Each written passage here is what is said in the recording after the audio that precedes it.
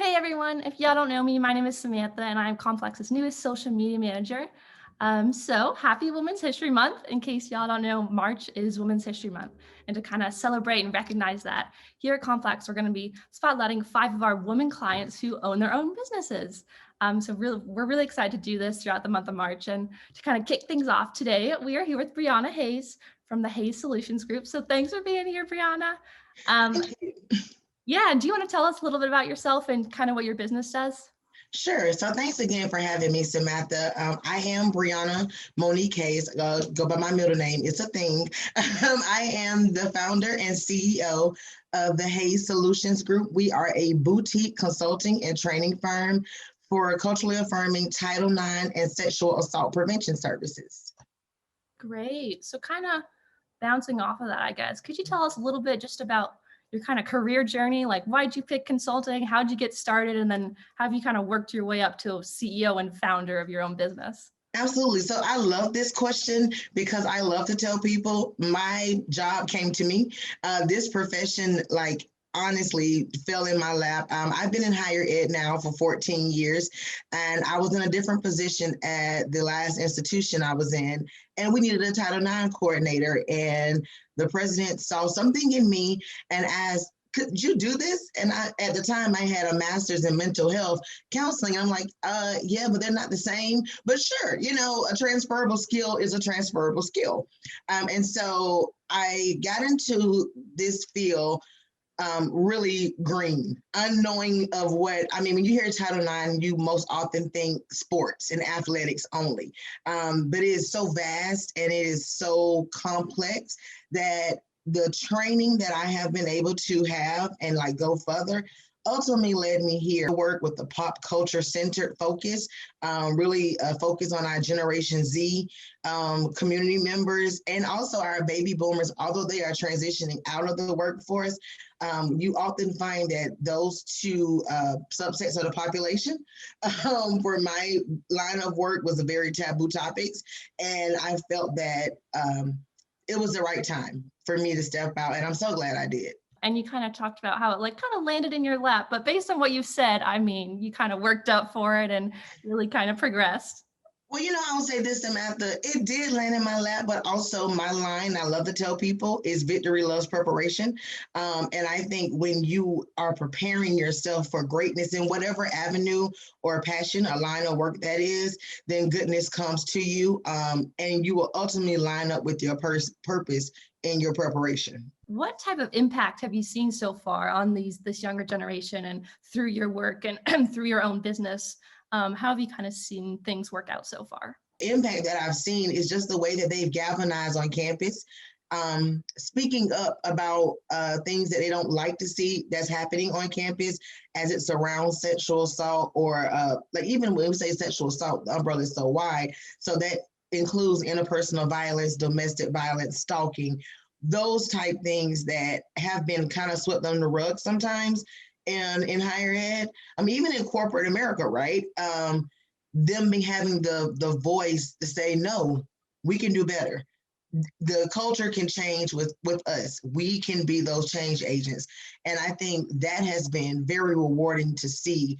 Yeah, that's awesome. So you're kind of like empowering them to have that voice, you know? Yes, and it's so funny because we talk about Women's History Month, and I'm actually working on a series, Empower Her, and it's not to outcast any gender, but we're just talking about how a lot of times we find in our society, women voices are stifled. If they are more like myself, I consider myself to be very extroverted, and so a lot of times when you see extroverted, authoritative women, we're often silenced a little bit.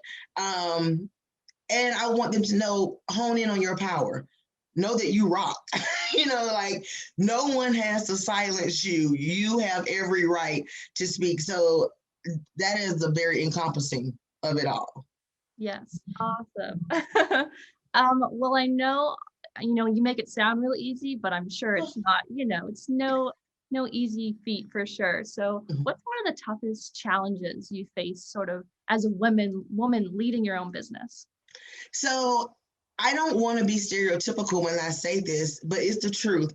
A lot of times, like I said, stated previously before, as a stronger, I don't consider myself an alpha female, but just a stronger, more extroverted woman, it has been hard to navigate spaces in the authenticity that I show up in male dominated spaces. And my goal is to educate and to teach, not to offend or harm. And part of that is, I do a lot of self work. And part of my self work is not dimming my light, but understanding who my audience is and creating experiences that will not only be comfortable for me, but for the audience as well, especially if they're male dominated force. Kind of the opposite of that. What's been the most rewarding thing about this whole process so far? Being my own boss. It is honestly like I've never seen myself a business owner. Never. I've never had dreams of being an entrepreneur. I never, when I was little, like, oh, I can't wait to own my own business. I've always been so corporate minded that my dream job was a corporate attorney. So that was it was never a thing for me. But once I got the courage to step out, the most rewarding thing is knowing that I literally call the shots. If a deal does not feel good to me, if an environment does not feel good to me, I can pull my business from that without repercussion. Right? It's having the power to create the life and the brand image that I would like to see, without having to answer to anyone else. So, who is one woman you look up to in your career, in your life, or whoever it may be?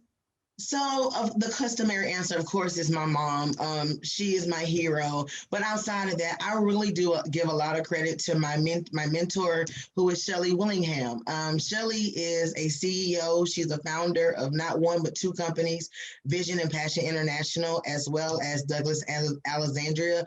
She's a brand strategist, and so I give her a lot of credit because had not been for Shelly, you would not be talking to me today.